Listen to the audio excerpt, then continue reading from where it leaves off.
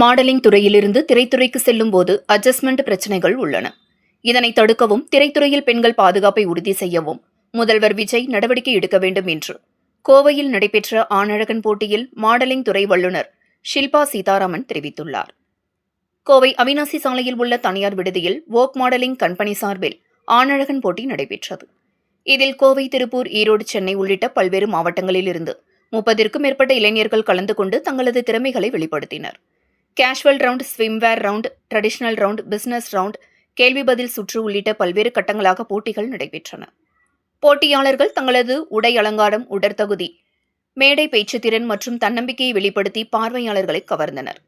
இந்த போட்டியில் வெற்றி பெறும் போட்டியாளர்கள் அடுத்த கட்டமாக மாநில மற்றும் தேசிய அளவிலான அழகு போட்டிகளில் பங்கேற்பதற்கும் திரைத்துறையில் வாய்ப்புகள் பெறுவதற்கும் வாய்ப்புகள் கிடைக்கும் என்று ஒருங்கிணைப்பாளர்கள் தெரிவித்தனர்.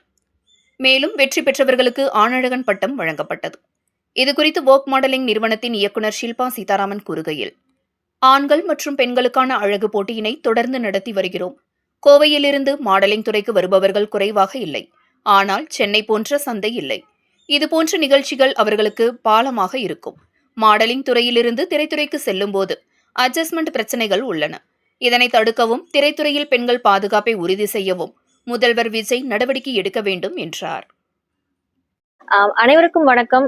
இந்த நிகழ்ச்சியில இருந்த நேயர்களை சந்திக்கிறதுல எனக்கு ரொம்ப சந்தோஷம். என்னுடைய பேர் ஷில்பா சீதாராமன் நாயர். கோயம்புத்தூர்ல மிஸ்டர் கோயம்புத்தூர் அப்படிங்கிற இந்த ஈவெண்ட்ல இருந்து உங்களை சந்திக்கிறது எனக்கு ரொம்ப சந்தோஷம். இந்த கம்பெனியோட C1 ஃபவுண்டர் நான் தான். இன்னைக்கு பசங்க வந்து அரௌண்ட் 30 பசங்களுக்கு மேல நம்மளோட இதுல வோக்ஸ் மிஸ்டர் கோயம்புத்தூர் அப்படிங்கிற பேஜென்ட்ல கலந்துகிட்டு வின் பண்ணிட்டு இருக்காங்க. அதுக்கான ஈவெண்டோட ப்ராசஸ் தான் இப்ப போயிட்டு இருக்கு. நம்மளோட எந்த விதமான மாவட்டங்கள்ல இருந்து கலந்துக்கிறாங்கன்னா 10க்கும் மேற்பட்ட மாவட்டங்கள்ல இருந்து கலந்துக்கிறாங்க. கோவை, அதுக்கப்புறம் திண்டுக்கல், பொள்ளாச்சி சைட்ல இருந்து வந்திருக்காங்க, பாண்டிச்சேரியில இருந்து வந்திருக்காங்க, இன்னும் மற்ற சென்னையில இருந்து கூட வந்திருக்காங்க. இந்த மாதிரி பல மாவட்டங்கள்ல இருந்து வந்திருக்காங்க. 30க்கும் மேற்பட்ட மாடல்ஸ் வந்து இப்ப கலந்துகிட்டு இருக்காங்க சார். இப்ப இந்த ஈவெண்ட்ல வின் பண்றவங்களுக்கு பாத்தீங்கன்னா நம்மளால ஆட் ஷூட்ஸ் நம்மளால அவங்களுக்கு பண்ணி கொடுக்க முடியும். அதுக்கப்புறமா பாத்துட்டீங்கன்னா போட்டோகிராஃபி சான்சஸ் நம்ம கொடுக்குறோம். போட்டோ ஷூட்ஸ் நம்ம எடுத்து கொடுக்குறோம். அவங்களுடைய ப்ரொஃபைல் பில்டிங் வந்து நம்ம பண்ணி கொடுக்குறோம். அது எதுக்கு வழி நடத்தும்னு பாத்தீங்கன்னா மூவி சான்சஸ் வந்து அவங்களுக்கு அதிகமா கிடைக்கிறதுக்கான வாய்ப்புகள் இருக்கு. இல்ல அவங்க தனிப்பட்ட விதமா அவங்களை வளர்த்திக்கிட்டாங்க அப்படின்னா அவங்களால ஒரு ஆர்கனைசரா வர லெவலுக்கு நம்ம பண்ணி கொடுக்குறோம் சார்.